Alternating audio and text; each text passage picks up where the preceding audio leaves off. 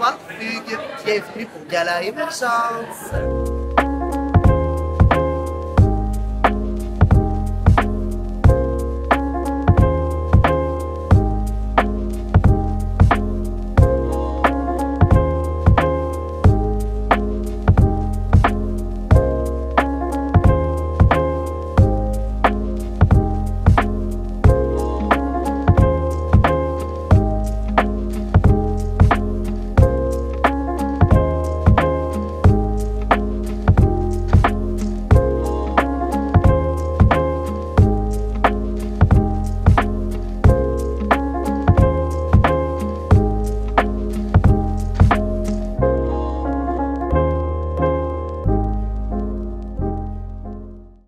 Dire trop, je sais qu'il y a beaucoup de choses, puis il faut que je dirige un concert dans 1 heure à la Maison Symphonique, mais je suis un gars bien chanceux, moi.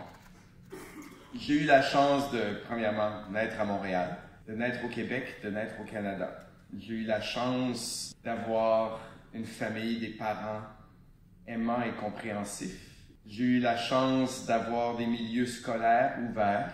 J'ai eu la chance, oui, de faire ma carrière dans les arts, quoique en musique classique, il y a encore beaucoup de codes à défaire. On y travaille fort. Ça fait quelques décennies qu'on le fait. J'ai eu la chance d'être dans des villes qui m'ont toujours accueilli pour qui j'étais. Montréal avec l'OM, Philadelphie, New York, Rotterdam. Je suis conscient de toutes celles et tous ceux qui n'ont pas cette chance, qui n'ont pas encore cette chance, et il ne s'agit même pas nécessairement de gens d'autres pays. Et comme Martine le disait, ça peut être juste à côté de chez nous. Il y a des gens qui ont peur d'être qui ils sont, d'aimer qui ils veulent. Et c'est pour ça que c'est important d'utiliser pour moi cette tribune à cause de mes prédécesseurs, comme chef d'orchestre. Leonard Bernstein, par exemple. J'ai eu la chance de travailler sur le film Maestro l'année dernière sur Bernstein. Ben, c'est un cas où il ne pouvait pas vivre ce qu'il voulait vivre. Il ne pouvait pas. Et donc, je dois utiliser ma tribune de plus en plus surtout pour les jeunes. Les jeunes musiciennes, les jeunes musiciens, ou les jeunes qui ne font pas de musique, mais qui font juste l'aimer et l'écouter. Ils sont musiciens dans l'âme aussi. Et qui ont besoin de sentir que oui, on peut aimer qui on veut. Oui, c'est possible d'être dans des place où traditionnellement les gens sont pas aussi ouverts et que on peut juste être. C'est tout ce qu'on demande. C'est tout ce que notre communauté on demande. On demande d'être pleinement qui on est, de pas le cacher, de le montrer.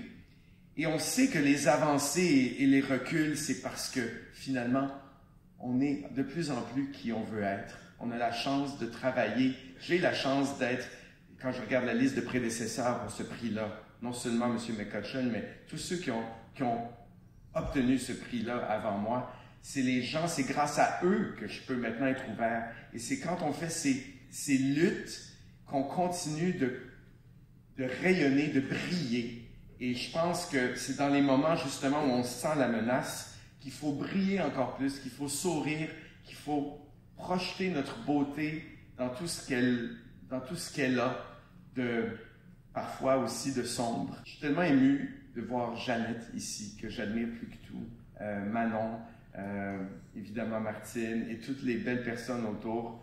Mais il y a vraiment une personne avec qui je partage ce prix-là, je dirais, plus qu'à 50%. Avec l'amour de ma vie qui est ici, mon mari, Pierre Tourville.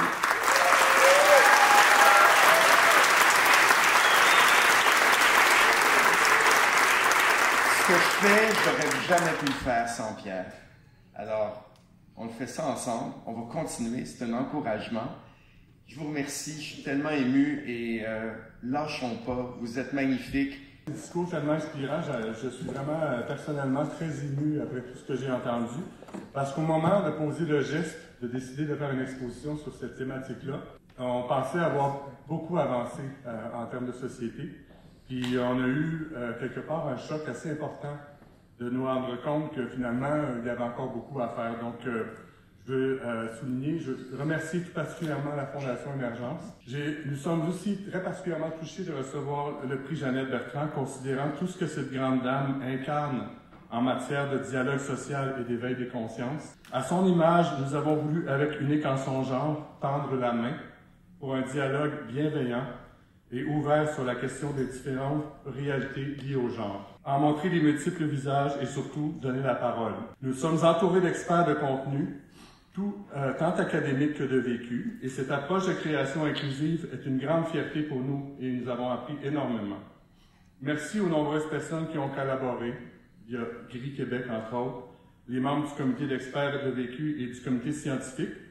Ces deux comités nous ont accompagnés durant tout le projet qui a duré 3 ans dans son développement. Le rapport est essentiel et nous les remercions très chaleureusement. Merci tout particulièrement à Marie-Philippe Drouin, qui, de membre du comité scientifique, est devenue scénariste de l'exposition. Elle a intégré l'équipe de projet qui, ce faisant, est devenue une équipe mixte. Son apport riche et précieux a permis de porter la sensibilité et les enjeux des communautés trans et non-binaires. Merci aux artistes et à toutes les personnes qui ont généreusement témoigné de leur réalité avec générosité et bienveillance. Je souligne également la présence ce soir de notre président-directeur général qui a terminé son mandat la semaine dernière, mais c'est grâce à lui, grâce à son support, qu'on a été en mesure de réaliser une exposition comme celle-là. Je veux souligner également le travail exceptionnel de la chargée de projet Caroline Montagne.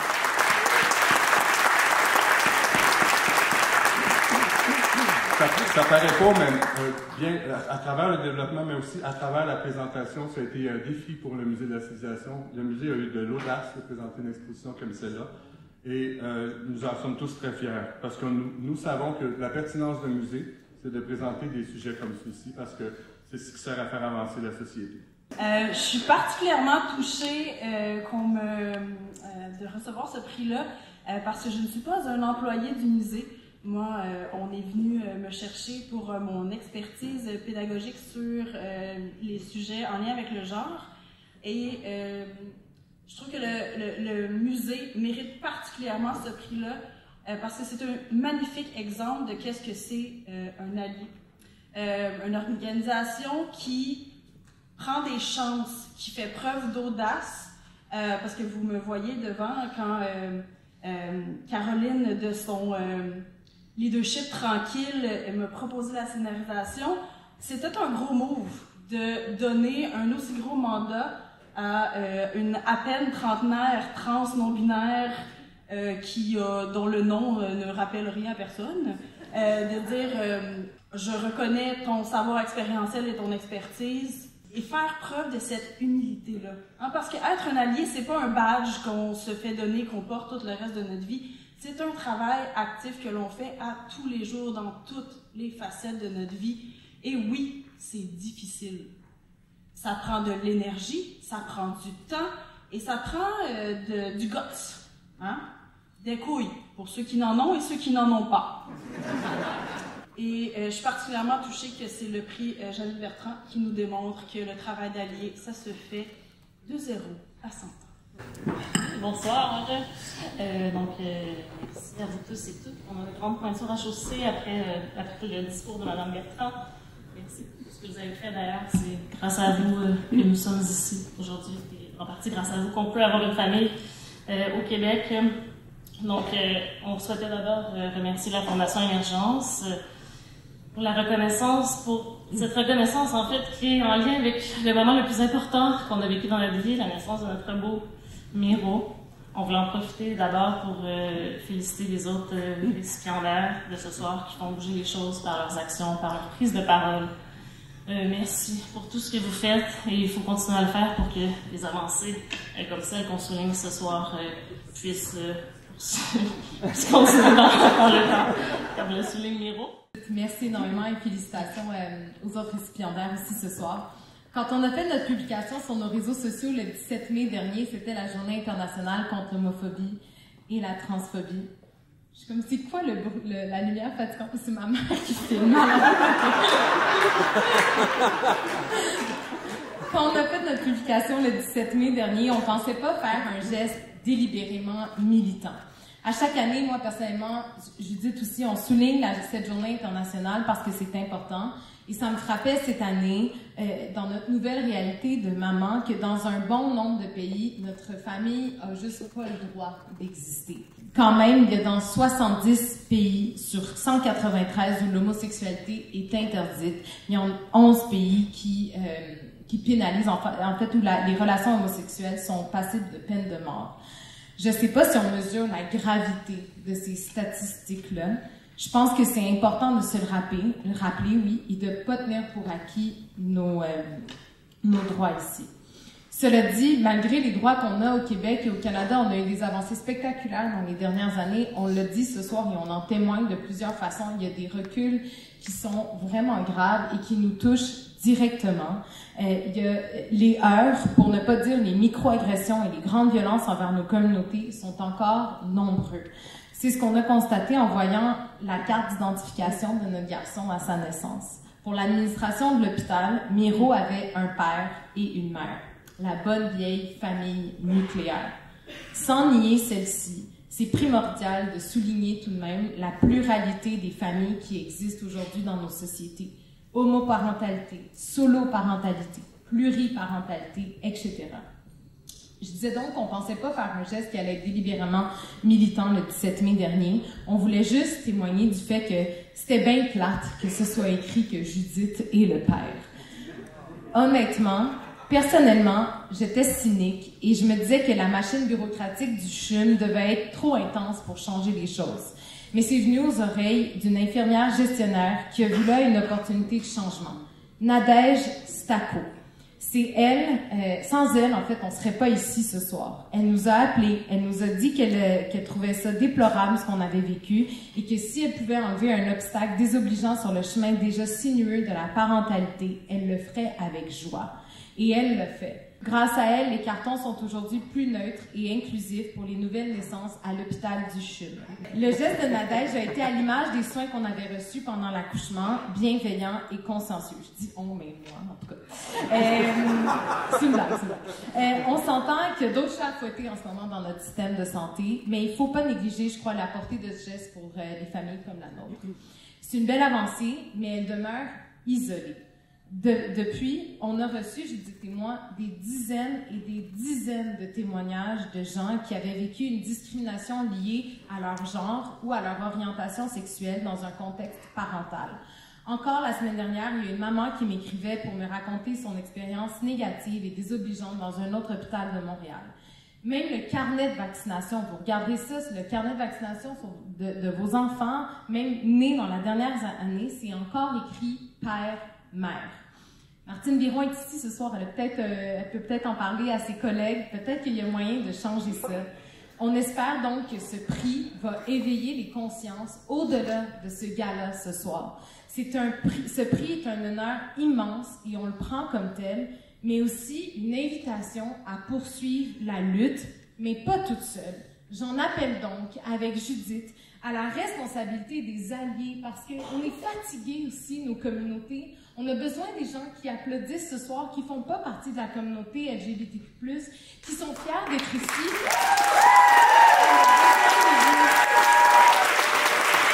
On est plusieurs à souligner l'apport de Jeannette Bertrand. Jeannette aussi, elle doit être fatiguée. Elle a besoin d'autres alliés comme elle pour poursuivre la lutte. Alors, j'en appelle donc à la responsabilité des alliés à faire avancer les choses en écoutant les témoignages et le vécu de nos communautés. Alors ce soir, au-delà des remerciements, nous lançons un souhait, voire un appel, que ce prix serve de tremplin, un tremplin pour que chaque geste de solidarité, comme celui de Nadège, devienne la norme. Merci à la Fondation Émergence pour ce prix qui nous touche particulièrement. Hey, je pensais pas que ça allait me rentrer dedans comme ça.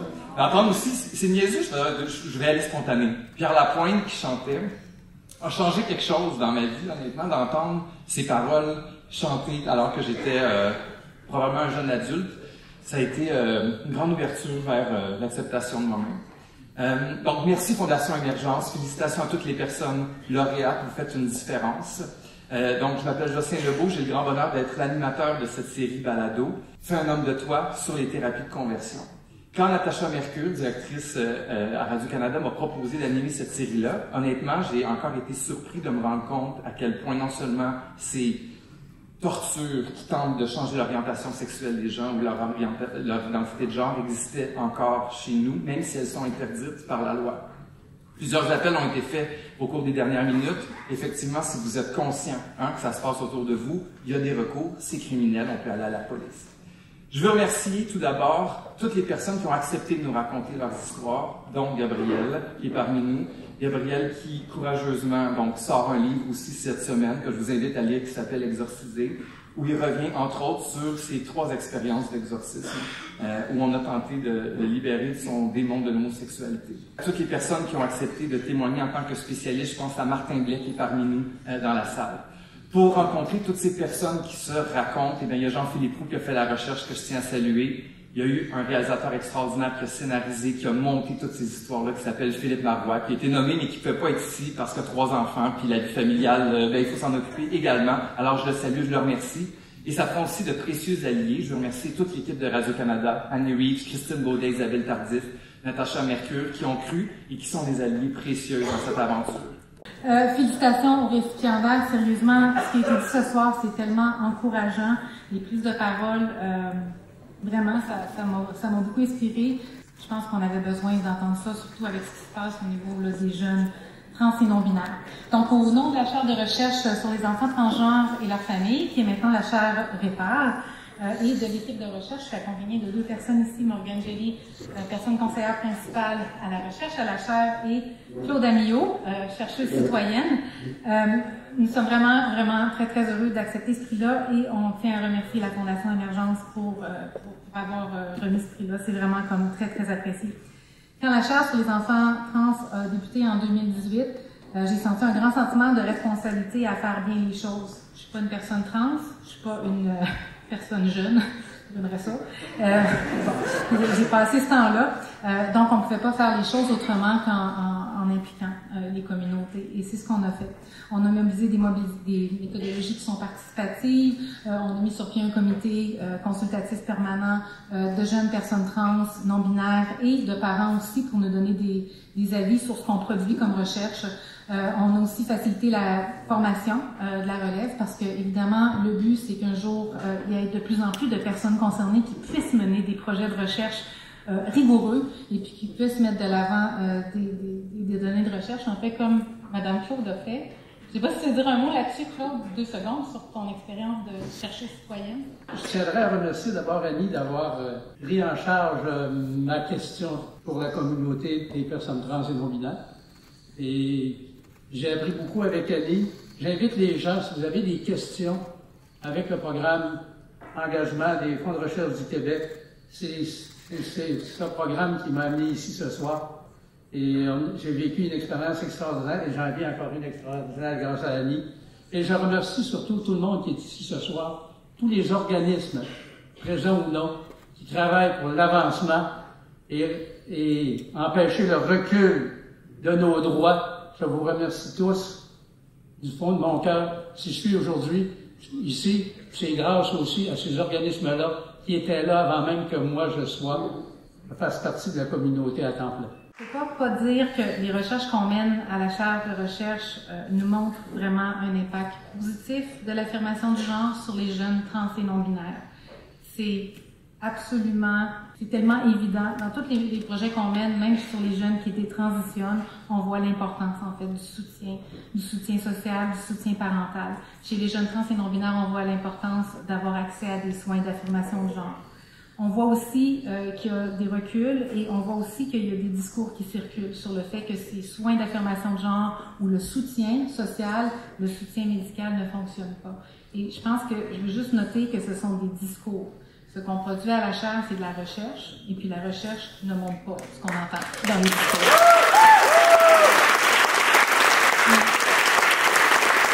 Recevoir un prix comme celui-ci ce soir, mais c'est un encouragement de continuer avec le travail qu'on fait, et on va continuer à le faire, on va continuer à mettre de l'avant des évidences de recherche qui sont bien faites, on va continuer à montrer comment le soutien peut aider ces jeunes trans-là. Donc, vraiment, merci à la Fondation Émergence pour la confiance et la reconnaissance. Je ne sais pas si tu veux dire un mot, Morgane. Je veux juste dire un petit mot. Je pense au nom de l'équipe de recherche pour remercier Annie, son leadership, son travail, son engagement.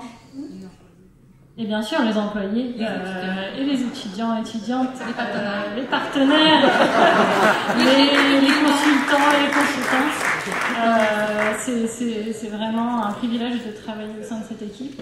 Et vraiment, je pense que sans le leadership d'Annie, ça serait difficile d'avancer.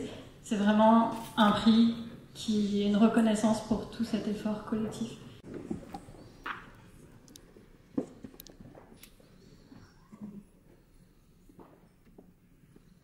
Non, je n'ai rien préparé.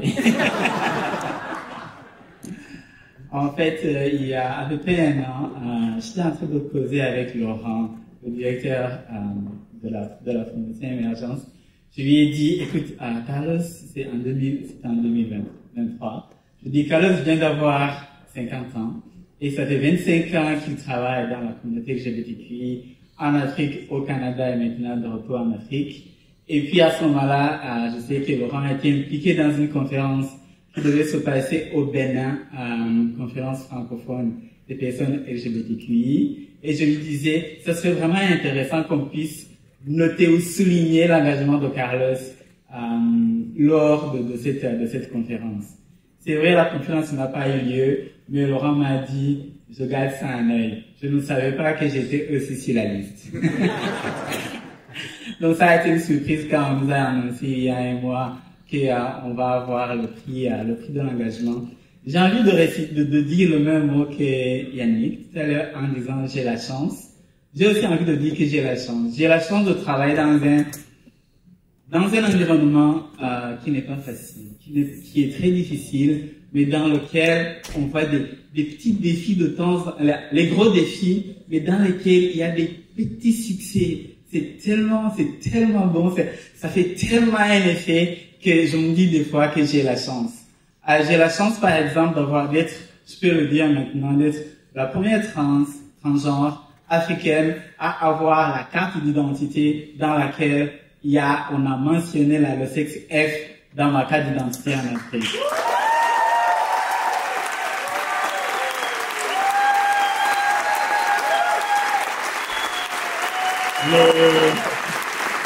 Mais en fait,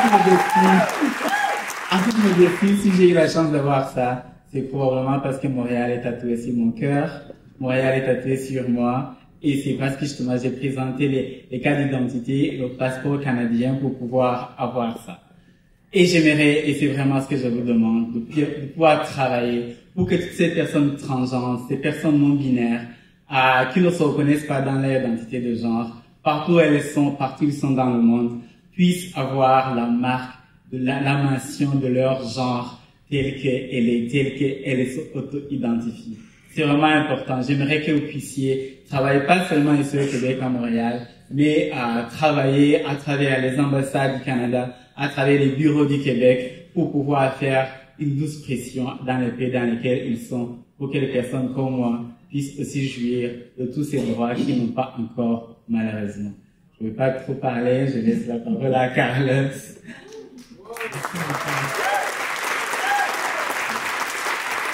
Merci Solange. Merci à la Fondation Émergence. Merci à la Fondation Émergence parce que la toute première valeur que nos parents nous apprennent quand nous sommes enfants, que nous sommes en train de grandir, c'est la reconnaissance. C'est de dire merci. De dire merci quand une personne pose un geste agréable ou anodin quelconque à notre endroit. Et donc, la reconnaissance ne s'est souvent pas manifestée au sein de nos mouvements. Et ce soir, en me retrouvant ici, en Solange moi, venu depuis l'Afrique pour recevoir ce prix de l'engagement, cette marque de reconnaissance que manifeste la Fondation Émergence à notre égard, en présence de toutes les personnalités que vous êtes. Cela fait de nous aussi des personnalités. Et la seconde chose que je voulais dire, c'est l'amitié. C'est vrai, ça fait 25 ans que Solange et moi, nous traînons nos bosses dans ce mouvement, dans ces mouvements d'un continent à un autre. Mais je peux avouer ce soir que s'il n'existait pas l'amitié qui, pendant toutes ces années, presque 3 décennies, a existé dans nos vies, je crois que j'aurais jeté l'éponge depuis longtemps. Parce que c'est pas évident de militer, d'être activiste sur des questions de minorité quand on est constamment confronté à des défis auxquels on n'a pas nécessairement des solutions. Pour terminer, je voulais parler de la relève. Pendant ces 25 ans, nous avons œuvré aussi à nous assurer qu'il y ait une relève. Parce qu'après, si vous voulez, malheureusement, peu importe le niveau de passion que nous avons, on est appelé à prendre aussi notre retraite. Parce que l'âge nous le rappelle. Je voudrais terminer en disant un remerciement. C'est vrai qu'au début, j'ai parlé de la Fondation Émergence, mais ce sont des personnes qui composent cette organisation-là. Donc, merci à Patrick, merci à Sébastien, je ne sais pas où est-ce qu'il est, qui sont venus jusqu'en Afrique. Ça a été un long voyage, mais un voyage que nous avons célébré. De par leur témoignage, de par leur expérience et de la célébration que nous avons expérimenté ou que nous avons vécu ensemble. Merci surtout à Laurent, le directeur de la Fondation Émergence, qui a toute son humilité.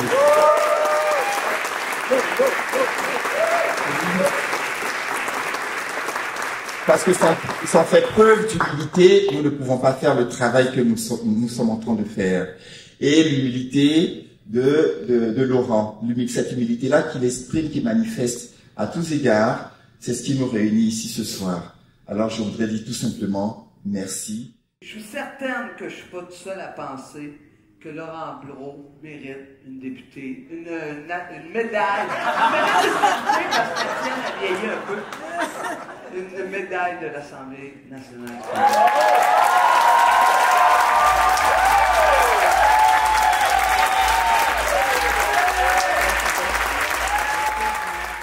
Et aussi des démarches pour permettre l'identification par un marqueur de sexe non binaire.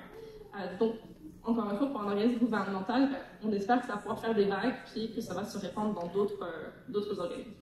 Puis une dernière chose, c'est que on a beaucoup aimé la variété des moyens de sensibilisation. Donc là, on parle de balados, d'expositions, de panels, de formations, de communication interne comme publique. Et dans les formations aussi, au niveau de l'impact, c'est que non seulement il y avait des formations qui étaient ouvertes à tout le personnel, mais il y en a aussi qui étaient obligatoires, puis ça a vraiment maximisé beaucoup l'impact. Fait que, félicitations à l'Agence Revenu Québec pour le prix EDI+, ce soir. Je pense qu'on sort tous gagnants ce soir. D'abord, pleine d'inspiration pour les merveilleuses personnes qu'on a rencontrées aujourd'hui. Des personnes avec des âmes sensibles, des personnes avec des suppléments d'âme. Moi, je pars ici grandi, inspirée pour la suite. Je suis privilégiée d'être avec vous ce soir.